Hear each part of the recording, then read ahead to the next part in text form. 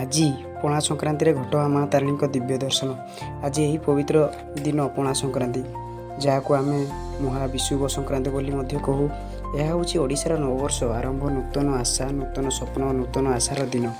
ଆଜି ଆମେ ଆସିଛୁ ଓଡ଼ିଶାରେ ପ୍ରସିଦ୍ଧ ପୀଠ ଘଟଗାଁ ତାରିଣୀ ଟେମ୍ପୁଲ।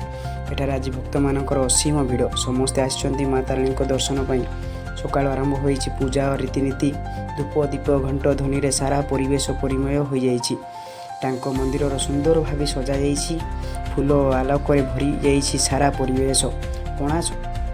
ବିଶେଷ ଭାବରେ ପଣା ସଂକ୍ରାନ୍ତି ତିଆରି କରାଯାଏ। ଗୁଡ଼, ଜଳ, ଫଳ ଓ ମସଲା ଦ୍ୱାରା ତିଆରି ଏହି ପଣା ଆମମାନଙ୍କୁ ରକ୍ଷା କରେ ଏବଂ ଶରୀରକୁ ଶୀତଳ କରେ। ଏହା କେବଳ ପ୍ରସାଦ ନୁହେଁ, ଏହା ହେଉଛି ଆମ ପରମ୍ପରା ଓ ସଂସ୍କୃତିର ଏକ ଅଂଶ।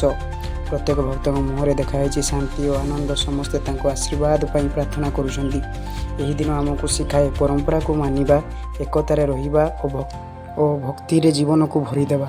ଚାଲନ୍ତୁ ଆମେ ସମସ୍ତେ ମିଶି ଏହି ନୂତନ ବର୍ଷର ନୂତନ ସଫଳତା ଓ ସୁଖର କାମନା କରିବା। ଜୟ ମା ତାରିଣୀ।